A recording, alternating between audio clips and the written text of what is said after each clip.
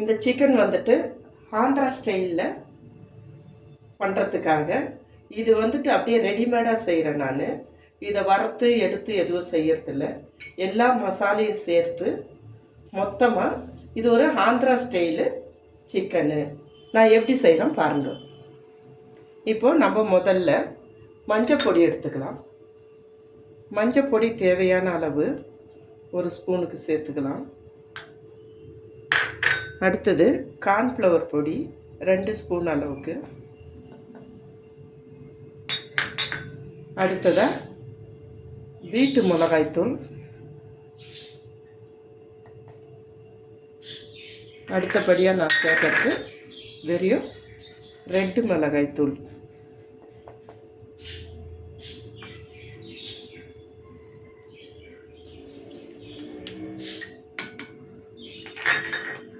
அடுத்தபடியாக இது வந்துட்டு வீட்டு மிளகாய்த்தூள். அது கூட பே லீவ்ஸ், பட்டை, ஸ்டார்ஸ் 2 லவங்கம். அது கூட ஒரேகனாவும் கஸ்தூரி மேத்தி 2 சேர்க்குறேன். அது கூட லாஸ்ட்டில் இஞ்சி பூண்டும் சேர்க்குறேன். அதுக்கு தேவையான அளவு உப்பு சேர்த்துக்கிறேன். மற்றபடியாக நம்ம இதை நல்லா மிக்ஸ் பண்ணலாம்.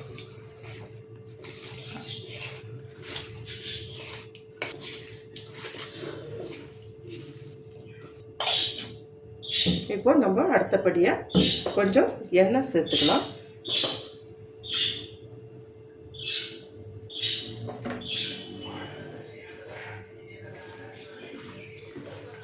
நம்ம இது கூட ஒரு 1/2 லெமனு சாறு மாத்திரம் எடுத்து வச்சுருக்கிறேன்.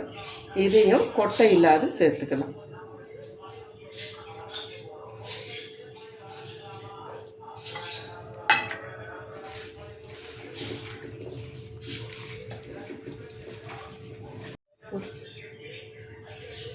அடுத்தபடியாக நம்ம ஒரு 150 கிராம் எண்ணெய் கிட்ட இதில் ஊற்றிக்கலாம்.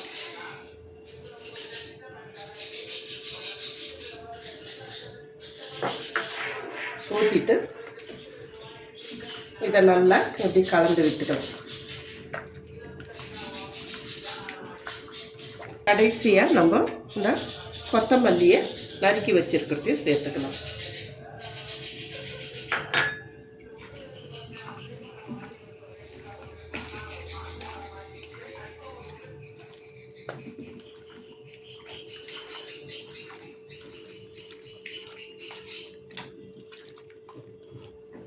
பாருங்கள், இதை நம்ம ஒரு 1/2 ஹவரோ 20 நிமிஷமோ ஊற வைக்கலாம்.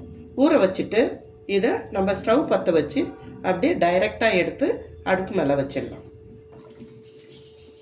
இப்போ நம்ம கொத்தமல்லி சேர்த்துட்டோம்.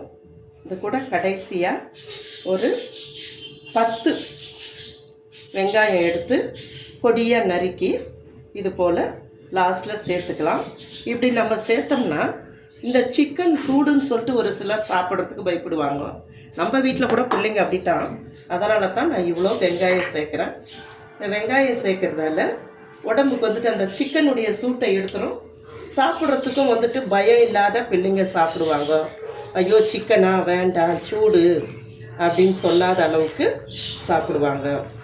இப்போ இந்த மாதிரி வெங்காயம் போட்டுட்டு நம்ம மேக்னேட் பண்ணி வச்சிடலாம். ஒரு 1/2 ஹவர் வச்சதுக்கப்புறம் நம்ம இதை எடுத்து டைரெக்டாக ஸ்டவ் மேலே வச்சு பாயில் பண்ணலாம். பாருங்கள், இது 1/2 ஹவர் ஊறிடுச்சு. இப்போ இதை நம்ம ஸ்டவ் பற்ற வச்சுட்டு வேக வைக்கிறதுக்காக பாயில் பண்ணுறதுக்காக ஸ்டவ் பற்ற வச்சுட்டு ஸ்டவ்வில் ஹையில் வச்சுடுவோம்.